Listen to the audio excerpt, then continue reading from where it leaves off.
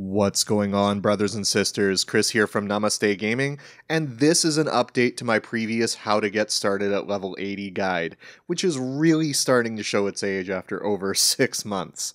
So this is how you should actually get started at level 80.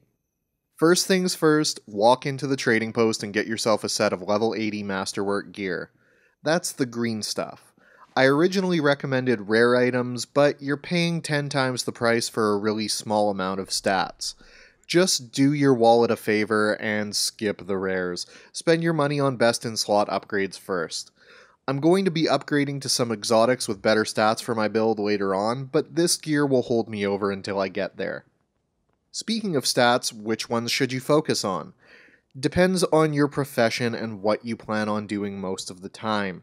Ideally, you have a build of some sort in mind. Whether you make it up yourself or research one that sounds good to you on the intertubes is totally up to you, but either way, the best case scenario involves you choosing your stats based on your build.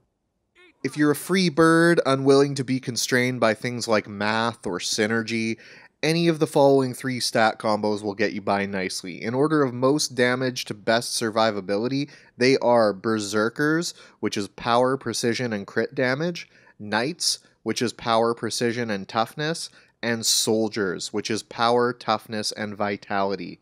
Decide how squishy you're willing to be and choose accordingly.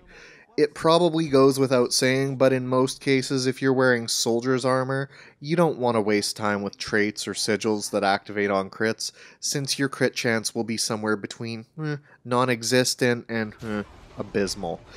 If you've got gold, or if you leveled through World v World and have badges to spare, I'd recommend getting exotic weapons since they're the best damage upgrade for the cost.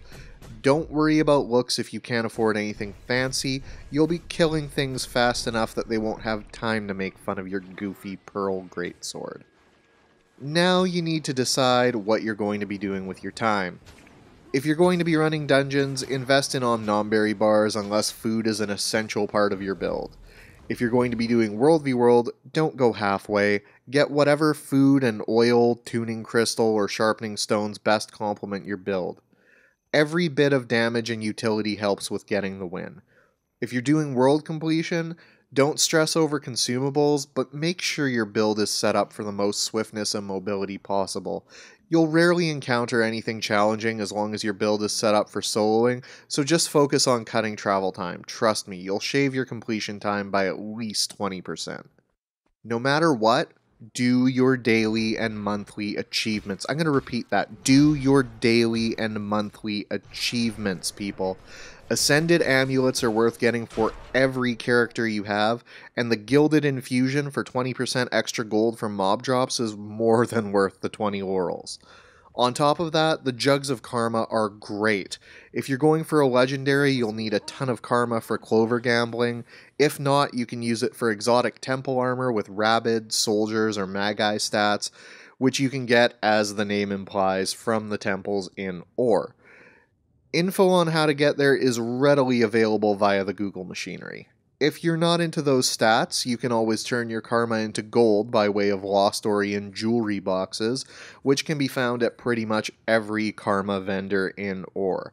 They contain junk items and more karma, with a chance to have rare crafting components like the various lodestones in them as well.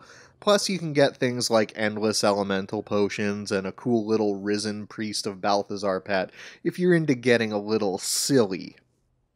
Once you're properly geared, the rest is in your hands. Go do whatever is fun for you.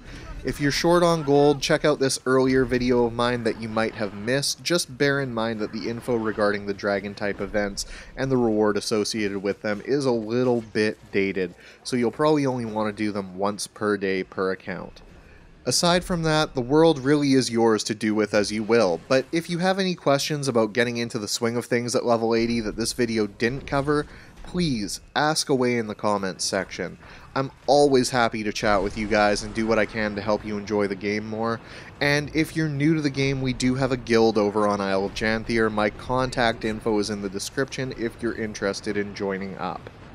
That's all I've got for today, folks. I hope you enjoyed the video.